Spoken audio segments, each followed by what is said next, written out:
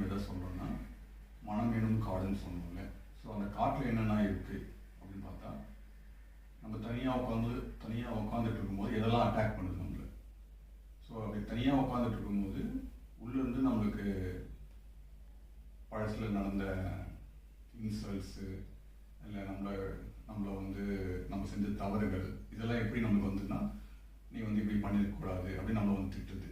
So இல்லைனா guilt வருது, நம்ம வந்து ரொம்ப கேவலமாக பிஹேவ் பண்ணிட்டோம் அந்த சுச்சுவேஷனுக்கு, நம்ம அப்படி பண்ணியிருக்கக்கூடாதுன்னு சொல்லுது. ஸோ இந்த மாதிரி பாஸ்ட்லேருந்து வர அனிமல்ஸ், புலி, சிங்கம் இதெல்லாம் வந்து நம்மளை அட்டாக் பண்ணுது.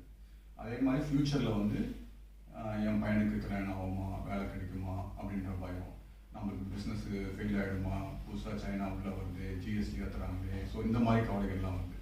ஸோ நம்மளுக்கு இந்த கார்டு எப்படி இருக்குன்னா பாஸ்ட்டு ஃப்யூச்சர் இந்த ரெண்டு ஆஸ்பெக்ட் தான் இருக்கும். ஸோ இதுலேருந்து தான் நம்மளுக்கு வந்து அந்த ஜங்கிள் அனிமல்ஸ் நம்மளை அட்டாக் பண்ணும். ஸோ இதுதான் நம்மளை வந்து தொந்தரவு பண்ணுது, அமைதியாக உட்கார விட மாட்டேங்குது.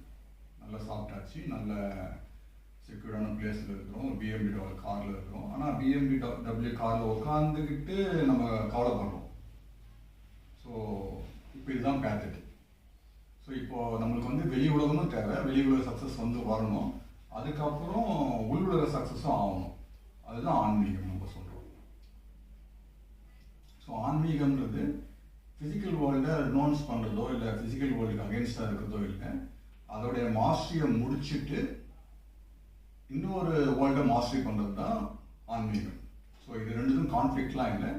இனிஷியலாக அந்த மாதிரி இருந்துட்டு இருந்தது.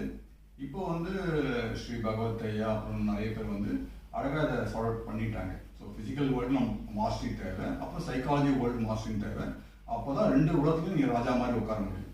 இல்லைனா ஒரு உலகத்தில் நீங்கள் ராஜா மாதிரி இருப்பீங்க, உள்ளே வந்து பேத்தட்டிக்காக இருப்பீங்க, உள்ளே வந்து பயந்துட்டு இருப்பீங்க, கான்ஃபிடன்ஸ் இருக்காது, எது வந்து எப்போ அட்டாக் பண்ணணும், நம்ம எப்போ டிப்ரெஷனுக்கு போகணும்னு தெரியாது. ஸோ அதனால் இந்த ரெண்டு உலகத்துலையும் மாஸ்டர் பண்ணி அதில் ராஜா மாதிரி உட்கார்றது தான் ஆன்மீகம்.